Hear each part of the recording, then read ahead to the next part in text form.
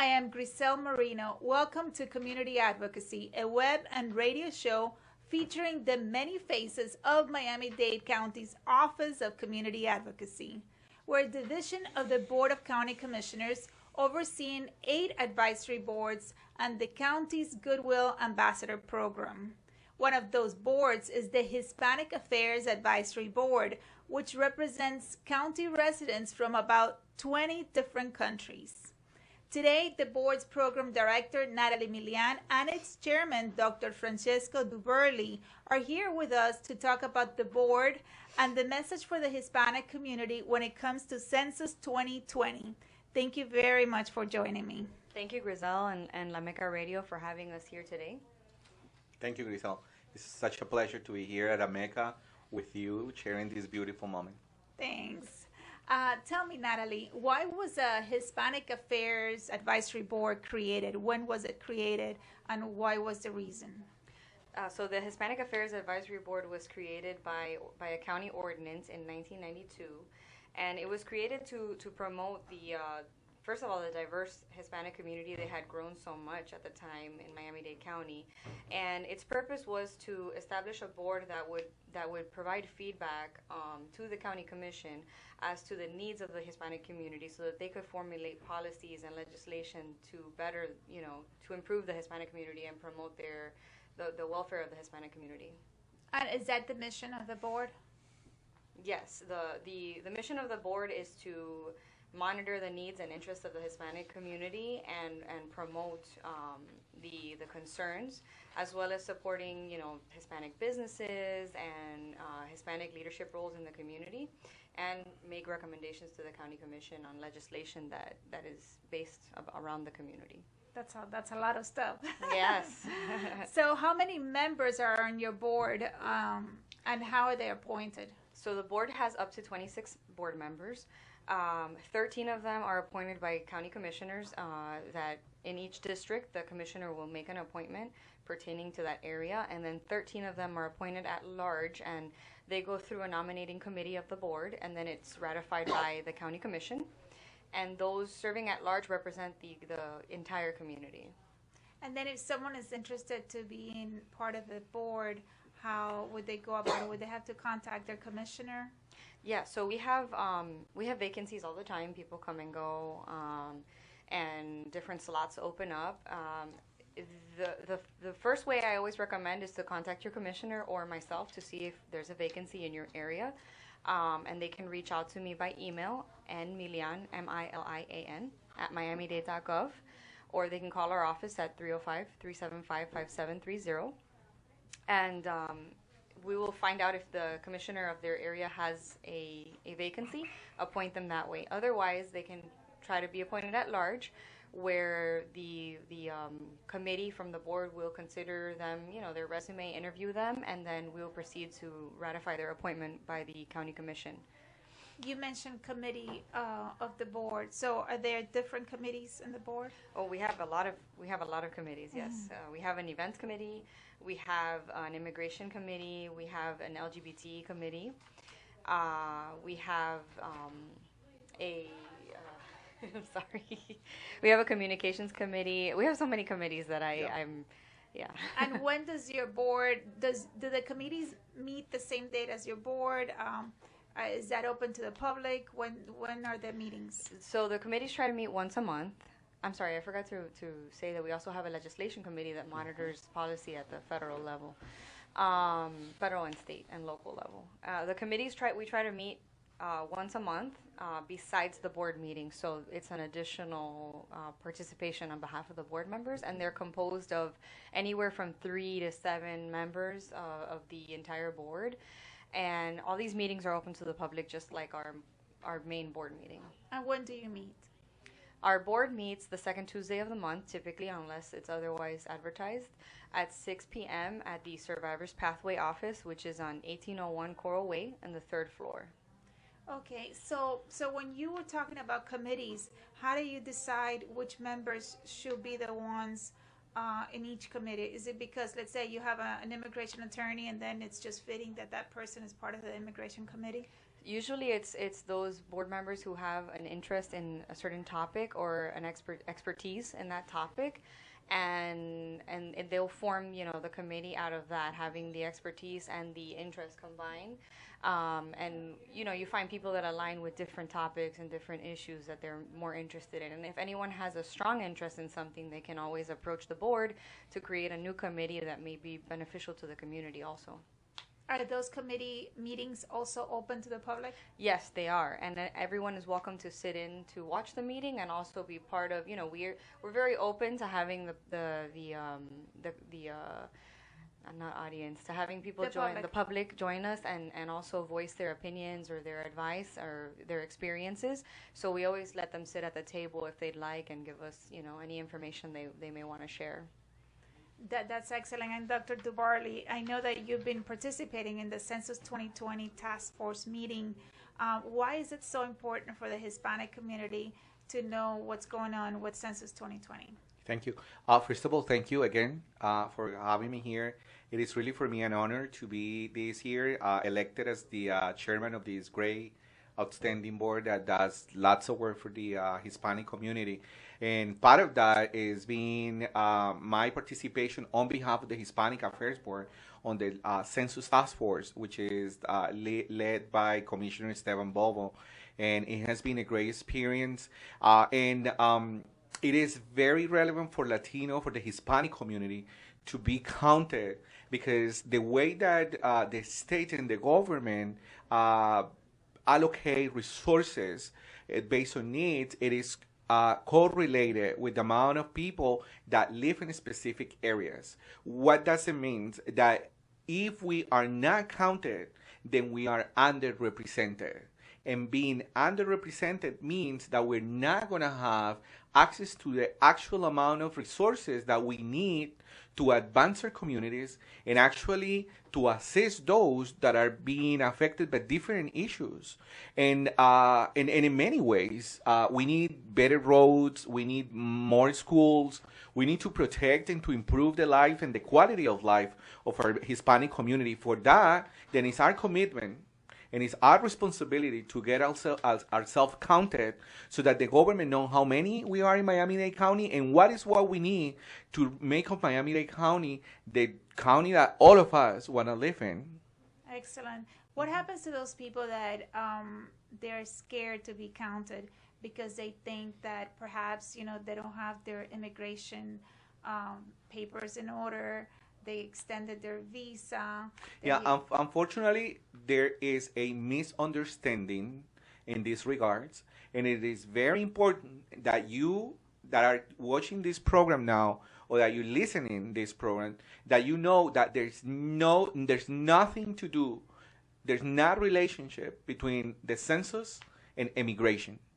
The census is a very safe process that is exclusively used to count us. So they don't share data, even though they're part of the federal government. They don't. And you might correct me, Natalie, but I think the law says that data can be open 75 years. Yeah, 70 years. 70 years, right? Correct. After the moment that information was taken. Right. So that means that if you are 30 years old now, that data is going to be open when you're 100 years old, and I hope that you're still alive. But it probably will not affect you. Yeah, it won't. So it is an extremely safe process that please do not let other people get you confused and think that information is going to be released to nobody because it's private. Correct. And it is exclusively used for us to know how many Hispanic in particular we're living in Miami-Dade County and what are our needs, where are we located, where are the neighborhoods and the cities within the county where we have more needs and more members of our community. So it's very simple answer. Don't be scared. This is not related with immigration. And what happens to the people that do not have internet? Because I understand that they're no longer going to be knocking on the doors to fill out applications. Those that don't have access to internet or they don't know how to do it, the census has the structure that will be sending people to their homes, assist them in filling out the forms. So for those that have access, they will fill it out. But for those that I can't, they are going to be counted. We are doing everything. So Everything that is needed to have everybody counted. what we've been told is during the first round, you're going to receive a postcard that will have an electronic code or a reference so that you can go in and fill out the form that is specified for you. And if they don't hear back from a certain person, they're going to send someone out from the census to, first of all, verify that the addresses are correct, and then knock on the doors and give these people a form in person to make sure that it gets filled out. They can also request a form, like Francesco was saying, when they receive their card, or they can go online and receive, or they can call in and request a paper form to be sent to their home if they want to fill it out the traditional way and send it back via mail. Yeah, and part of what we're doing and thinking and planning as a strategy is that we are involving the leaders of this community, and we are reaching to those leaders to work with them so that, for instance, just to give an example, if you come to a place and let's say you're a victim of domestic violence, so that in that place there's gonna be people assigned for you to help you, or that place is gonna try to help you navigating that system so that you can get counted. But this year, we're getting united, and that's part of the work of the task force, right? To bring all the players to the table, all those community leaders and people that matters in our life, to say we're united, we're together, and we are focused and committed to make us all counted. Yeah. When does that start? In April? April 2020. Yeah, and I just wanted to reiterate that I don't think we realize how many public services touch our lives on a daily basis, anywhere from police to schools to garbage collection, everything, you know. Because people tend to think that those are from the homestead, from the tax, from right, property taxes. But these, you know, there's funds that come down from the federal level that will literally affect our lives, you know, for 10 years going forward, because the census is conducted every 10 years. Okay. So what happens if they don't fill it out? If we don't get an adequate count, we're not going to have the adequate funding for our community. And actually, the representation is based on the population Correct. that we have in our counties, in our areas, that then we have representation in the government and the federal level and state level and local level. Exactly. So that is extremely important to know how many we are, so that we have the actual real amount of people representing us in office. Yeah, and our population has grown so much in the last 10 years, specifically in South Florida. So it'll really impact us negatively if we don't have an adequate count, because folks are afraid to fill out the census. I heard that for like 10 years ago, the Haitian community was undercounted. Yeah. Very much, and also children, that there were another sector that. Yep, the children, Hispanic community, the community down south is traditionally undercounted also. Okay, and if we have somebody that wants to get involved in Census 2020 as a community activist, as a leader, should they contact you? Yeah, they can contact us, and also if they actually want to work for the census, they can visit www.census.gov. and find out, you know, see the job postings, find out what's available. You'd be amazed. There's a lot of jobs. They have different times and schedules that anyone can work on, and they're pretty well paid. It's a good job for some time, starting, and I believe it's starting now at the end, you know, towards the end of this year. Job. It's kicking off. So it's, you know, it's a good opportunity for folks in the community. Thank you. And it's also Hispanic Heritage Month. And I understand you have a lot of events for this month. Will you talk to us about them? We do. Well, I'll let Francesco talk about the festival that kicked off Hispanic Heritage Month for us. Yeah, we opened the celebration of our Hispanic heritage with an amazing event that we call it the Festival of the Family in city of Hialeah. We're very grateful with Commissioner Esteban Bobo for sponsoring and supporting this event. It was an outstanding event. We had the participation of 1,200 people. We delivered around 600 bags with groceries, $3,000 in gifts and raffles. It was a beautiful, beautiful event. More than 30 community partners came to deliver their services and provide information, and all for the Latino community, all ages. We have accounting around 600, 500 seniors attending the event. So it was a beautiful event. So and that was in Hialeah. That was in Hialeah at the Salvation Army of Hialeah, which I have to acknowledge the support from the Salvation Army. So it was a beautiful event, and it was a beautiful way to express our pride, right, for being Hispanics. And there was beautiful shows from very known musicians from Latin America. And then from And there, then from there, we had an event this past Saturday, the 28th, at Country Village Park with Commissioner Jordan. It was her 13th annual Hispanic Heritage Festival. And, we had a lot of people there. We had music, food, artwork. We had a lot of the county departments were represented, giving information to the community. And that's always a very successful event, and it's free to the public. And we're looking forward to doing that one again next year. Beautiful event. so you were in Hialeah, you were in Opoloka. What's next? What about for the people of the South? So in West Kendall, we have an event coming up October 16th with Commissioner Joe Martinez from 6 to 8 p.m. We have the Hispanic Art Expressions, which is an event that it's one of our signature events that we host in all the districts. And that one's going to be at West Kendall Toyota on 13800 Southwest 137th Avenue from 6 to 8 p.m. And there we'll have an art exhibit, like a pop-up exhibit with food and music and entertainment. And it's a great night to come out. It's a free event. Okay, and also today's Thursday, so tomorrow we have a book fair. Tomorrow we kick off our second annual Hispanic Heritage Book Fair at the main library in downtown, the Miami-Dade County Library. That's at 101 West Flagler. And that's going on. It's an all-day event from 9 a.m. to 5 p.m. where we feature hundreds of writers, Hispanic writers, poets, authors.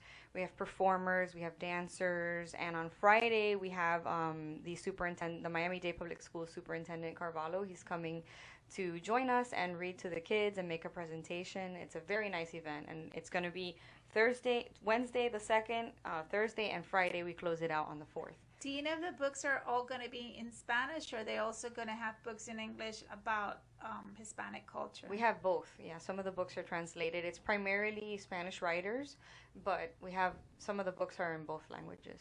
And if someone is interested about writing a book about Hispanic culture, ethnicity, experience that they might have had in other countries. Some people go live in Costa Rica and other countries for a while, and they want to write about, would this be a good venue for them to meet the authors? And yeah, definitely. This is a festival where hundreds of writers get together.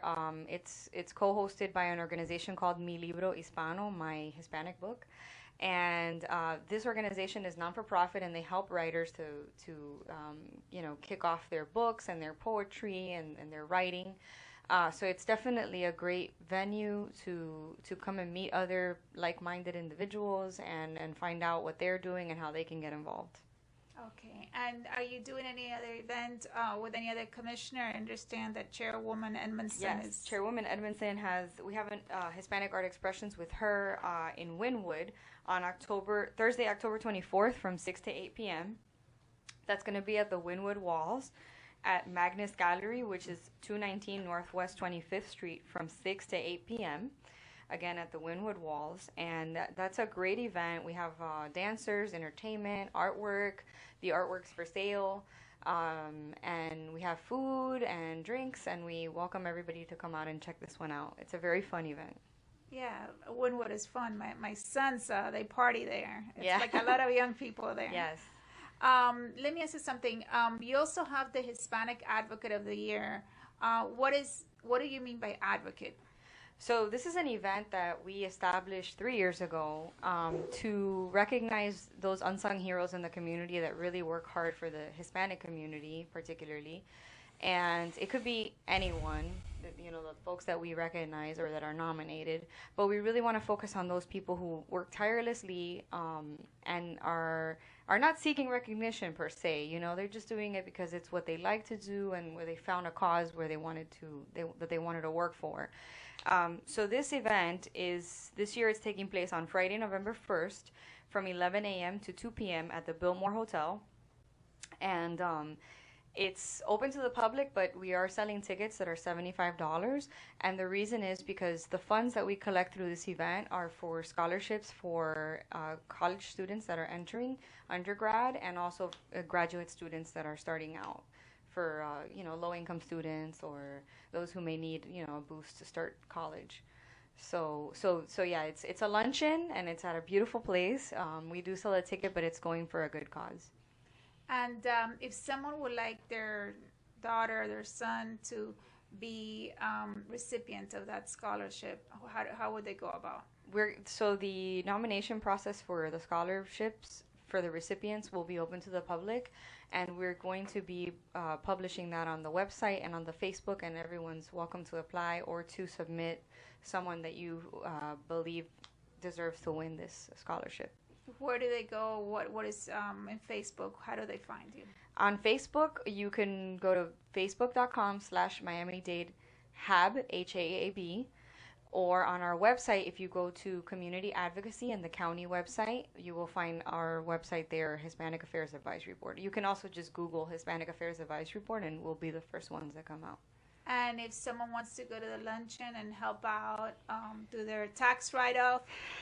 So that information is also on our Facebook page, and they can find the Eventbrite link to buy tickets on our Facebook page. You'll find it under the events specifically, and you can go straight in there and buy a ticket. Okay. Any other events that you're working on?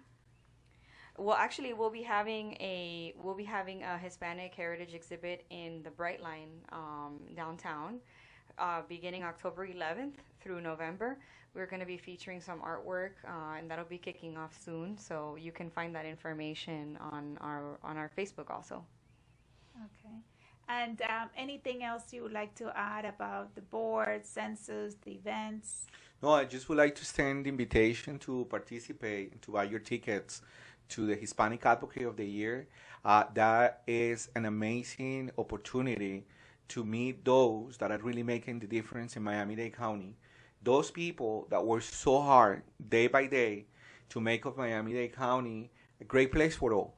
But especially because the funds that we're raising that day are going to be used to help those very vulnerable members of our community, those children that are very live in poverty and they might struggle to buy or to pay for their education. So you're not only meeting those that are making the difference, but you join this movement to do the difference in Miami-Dade County by just buying a ticket that is $75. So you're having a beautiful lunch in a beautiful place with outstanding people, and just for $75, you're changing the life of a human being.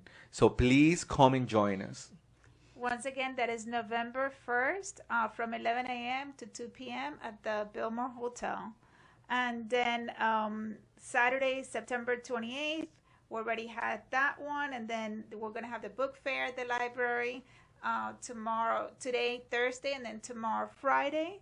And then October 16th, we have the Hispanic Art Expression. And then with Commissioner Edmondson, that one is with Commissioner Martinez. Yes. And then with Commissioner Edmondson, we're going to have another one in Wynwood, October 24th.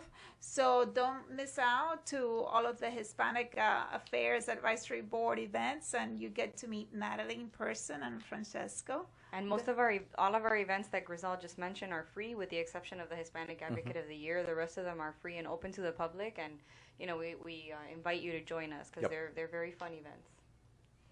Well, thank you very much for coming, and we've shared a lot of information and hope it's been informative. We invite the audience to contact us at the Office of Community Advocacy at 305-375-5730, or to follow us on Advocacy MDC for more information. Thank you. Thank you.